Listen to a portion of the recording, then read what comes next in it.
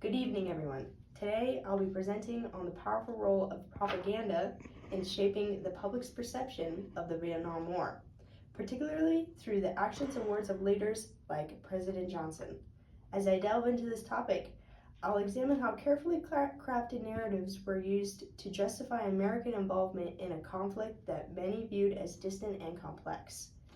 Through the use of propaganda, officials in charge of the Vietnam War, such as President Johnson, were able to manipulate the public's perception of involvement in American troops and resources. I'll begin by analyzing President Johnson's portrayal of the war, where he framed U.S. intervention as a crucial stand against the spread of communism. Through selective storytelling and emotional appeals, such as the clips of bloody Vietnamese and American soldiers, he created a sense of urgency, insisting that retreat was not an option and that stakes were higher than ever. In the video, Why Vietnam?, Johnson's assertions about the threats posed by North Vietnamese soldiers and the supposed stability of the South reveal the manipulation of facts to create public support for American intervention. The clip, Why Vietnam?, contains several contradictions highlighted by Lawrence. A key moment in the documentary asserts that no proposals for mediation or compromise were made. However, Lawrence points out that the North Vietnamese actively sought assistance from outside sources for negotiations and resources. Countries like France, Canada, and Japan advocated for neutral political positions and encouraged the United States to pursue avenues for compromise. Additionally, the North Vietnamese interpreted the American bombings as an escalation of hostilities, a critical detail that is absent from the Why Vietnam documentary. Next, we'll look at the CBS News report on the Battle of Ia Drang Valley, which highlights the emotional weight of sacrifice in the war narrative.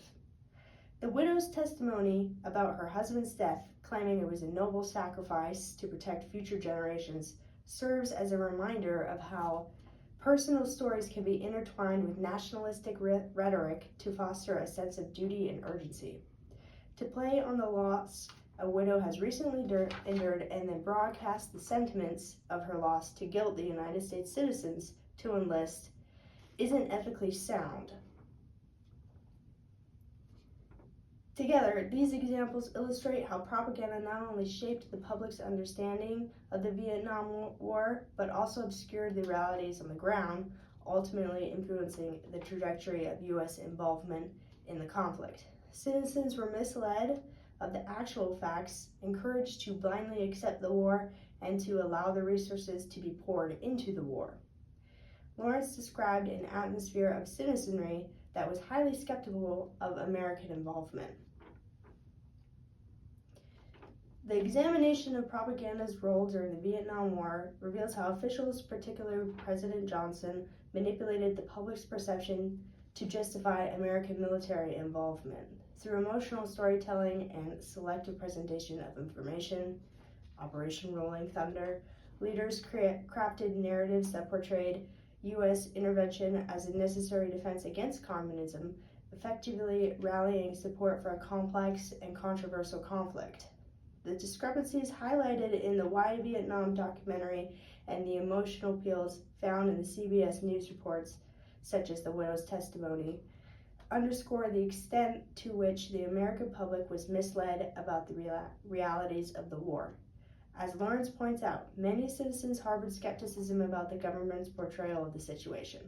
Ultimately, this manipulation not only shaped public opinion, but also allowed for unchecked allocation of resources to a war that many would come to question, highlighted by the profound impact of propaganda on national sentiment and policy. Thank you for listening to my presentation, and have a good night.